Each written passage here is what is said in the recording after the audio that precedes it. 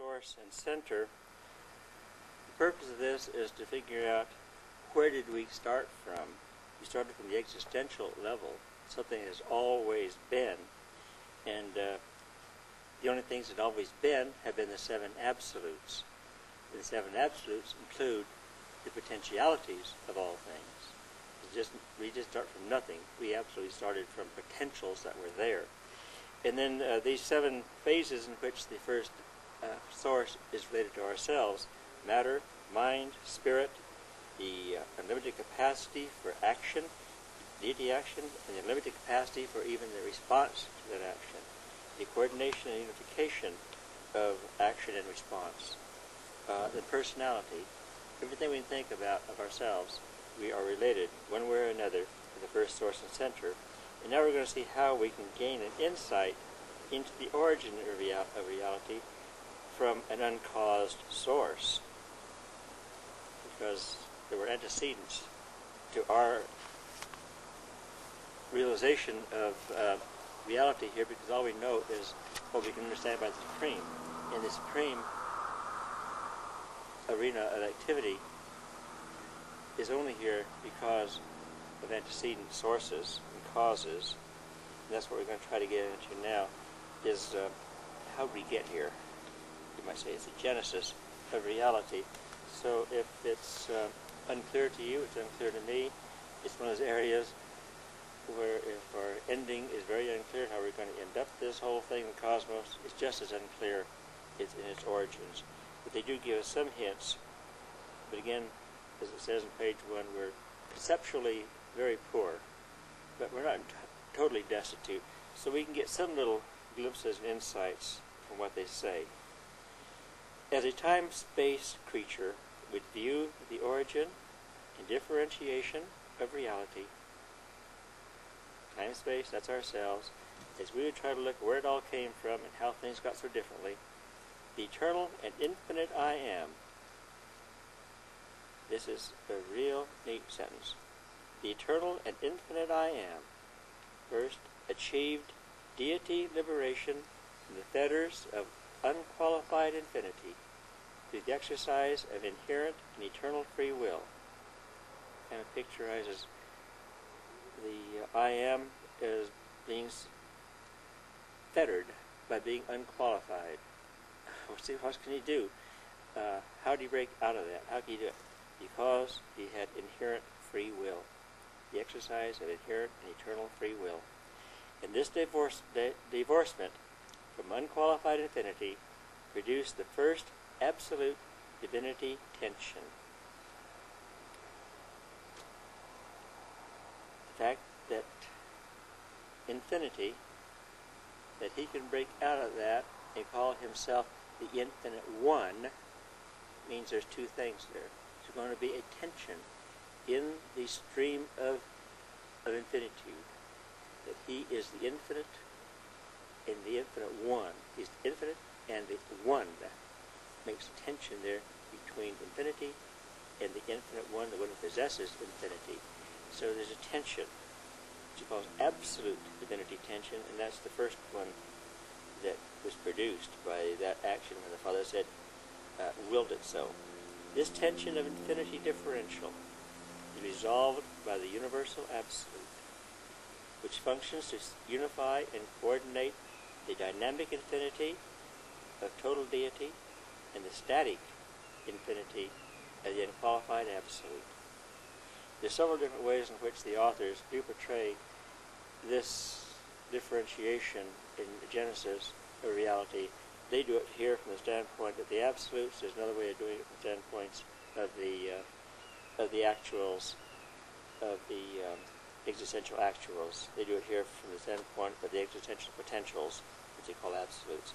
But this is all, both are legitimate because they're both simultaneous. They both come around at the same time. Again, let's picturize it this way. I did it before. The Father, when he produced the Son, the Father producing the Son, and with the Son, in the presence of paradise, produced the infinite Spirit. At the simultaneous instant of doing that, he also brought into being, existentially, always, eternally, the potential to do the same thing again experientially. All the potentials came at the same time, all the actuals. The actuals are the Son and Paradise and the Infinite Spirit. Those are the actuals. You don't include the first source with those. The first source is the source of those actuals. But these three things that are existentially existential in Paradise, he had the potential to do again by way of the absolutes. It's just that what he did there with such magnitude, he would do again down here experientially. He could do that a second time, you might say. So he coordinates the dynamic infinity of total deity with the static infinity of unqualified S. I'll have to show you.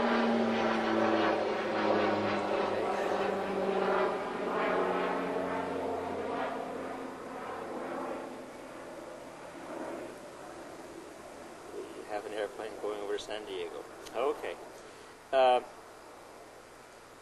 These terms will have to become clearer as you use them more and more, see them in different contexts, and possibly when I get our visuals picturizing some of these things, it might become clearer if we have time to show those at the end. And I would like to show those because all these things we're talking about use a lot of words, but you can see the same words on a piece of paper. Oh, that's what he's talking about. Why waste all these words? Yet I can see where it relates. A lot of our ideas here, we get an idea of what they are by way of the relation of how they fit in with other ideas. In this original transaction, the theoretical I am, these are other difficult terms. These theoretical, there never was such a thing in a way as the I am, because it's always been the three divine persons. But conceptually, we can think of how they get there. Let's see, what we have in time and space are mechanisms to understand simultaneous sequence. We get simultaneity by way of space. We get sequence by time. And those are the only two ways in which we can understand what happens in the deity personalities. So, anyway, in this original transaction, the theoretical I am achieved realization of personality by becoming the eternal Father of the original Son. Perhaps you conceive of the I am as pre-personal. Before that, he was not the Father of the Son. Conceptually, by looking at it in our terms of time, of space, of time-wise, the I am had to be there first. So he came simultaneously with becoming the eternal source of the Isle of Paradise. He separated himself into these two things, as spirit and as matter, the Son and Paradise. Those two things, and coexistent with this differentiation of the Son from the Father, and in the presence of Paradise, there appeared the person of the Infinite Spirit in the central universe of Havona. So Havona has been there as long as the Infinite Spirit's been there. So we call that the eternal isle, Paradise in the central universe, which is Havona. They have always been there as long as the deity personalities on Paradise have been there. So they are, we do call the central universe, the Havona, as created because it's not eternal in the same wise as is Paradise. They refer to these events as eternity events. And I really don't know for sure what that means. It's just that if something has to do with eternity, it has nothing to do with time. Our creation down here right now, we come from eternity event. There's no time before we were created. There was an eternity. So we are an eternity event.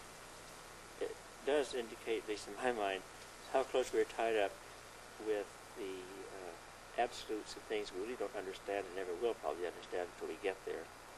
We kind of take for granted we're here. When we go back in time, we have no idea what it's like in the past. But there was a time when there was no time, if you want to put it that way. With the appearance of the coexistent personal deity, the eternal Son and the Infinite Spirit, those are two coexistent with the Father. With them, the Father escaped as a personality from otherwise inevitable diffusion throughout the potential of total deity.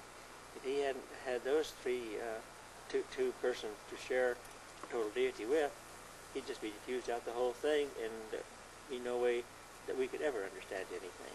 He had to have a way out too, so we could also get a way in.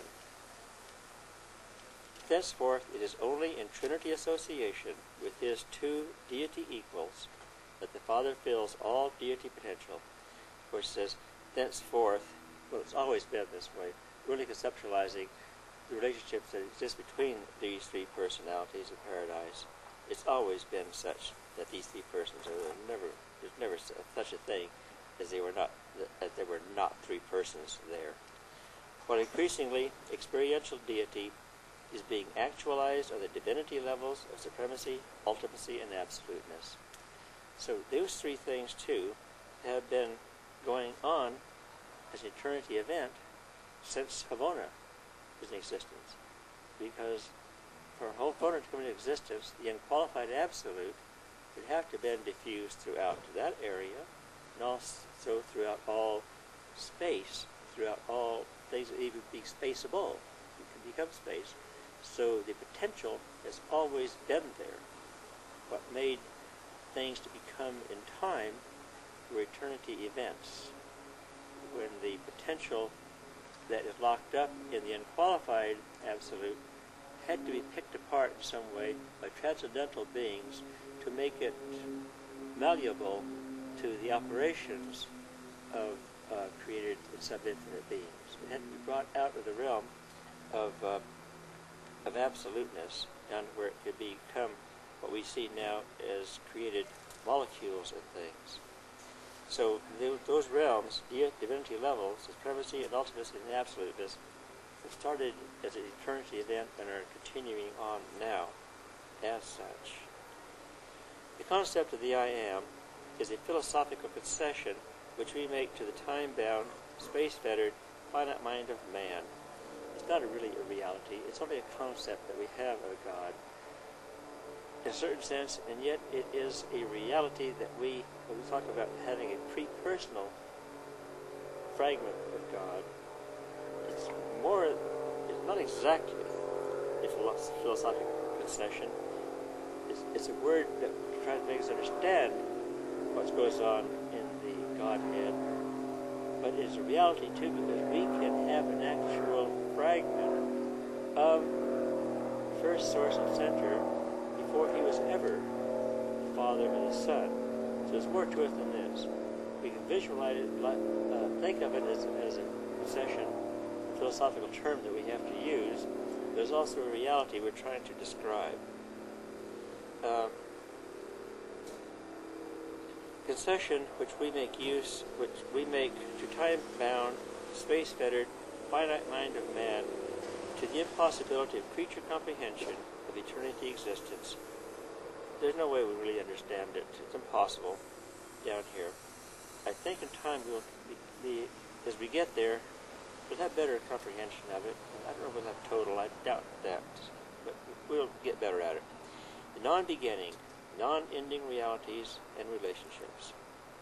To the time-space creature, all things must have a beginning. It's obvious.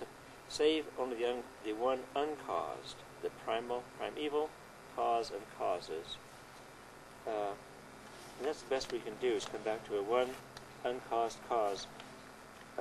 Aristotle, in his one of the greatest philosophers of all time, in his greatest book of his on metaphysics,